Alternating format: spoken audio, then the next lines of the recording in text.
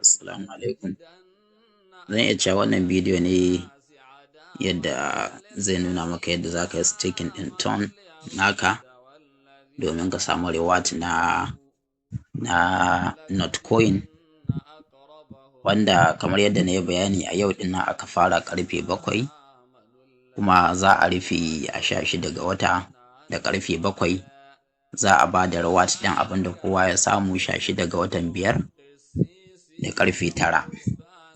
To gashi nan da farko mutum ya shiga OKX nashi gashi nan. Bayan ya shiga ya buɗe mishi haka sai ya zo ga option nan, sai ya shiga option.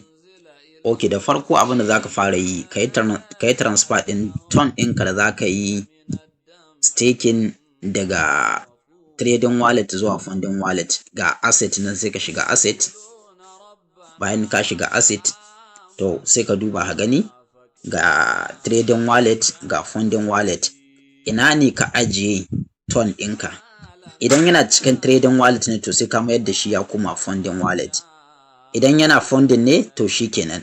Yanzu misali gashi nan nawa yana cikin trading ne, ga inda ake transfer ɗinsa nan, sai mu taɓa nan. Bayan mun taɓa gashi nan zai buɗe muna kamar haka, sai mu shiga nan mu yi selecting ɗin ton. Gashi nan ga ton, sai mu yi selecting ɗin ton. Yawwa gashi nan muna gani, yawwa from funding to trading. Gashi nan sai mu taɓa nan domin mu juya from trading, daga trading zuwa funding nake son na mayar da shi. Gashi nan sai in taɓa maximum, guda 100 ne daman nake da shi, sai in yi funding gashi in confirming gashi nan. Shikenan ya riga ya koma can. Yawwa tunda na mayar da shi yanzu sai in dawo, sai in shiga ga option nan. Yawwa bayan ya bude option sai in zo gashi nan ga jump start. Gashi nan sai mutum ya taba. Idan ya taba gashi nan muna gani join. Gashi nan NOTECOIN is a community token in ton. Gashi nan accumulate reward. Gashi nan total reward. Gashi nan end time 16 ga watan 5 2024 da karfe 7. Subscription ending after 2 days. Gashi nan ga nan an fara count down. Da wannan ya cika to shikenan za a tsaya da staking din, sai kai joining. Yawwa bayan kai joining gashi nan gashi nan idan baka da ton sai ka shiga nan domin ka saya ton ɗinka. Gashi nan yawwa gashi nan muna gani, wannan bayani ne wanda kai ma za ka iya karanta. Gashi nan sai in taɓa stake. Yawwa gashi nan aka ce in rubuta amount inda nake so na yi staking. Gashi nan na rubuta ton guda 100 zan yi staking. Yawwa gashi nan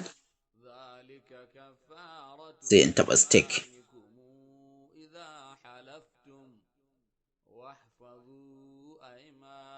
Yawwa gashi nan sun rubuta your rewards are being calculated and will be sent to your funding account within 2 hours after event.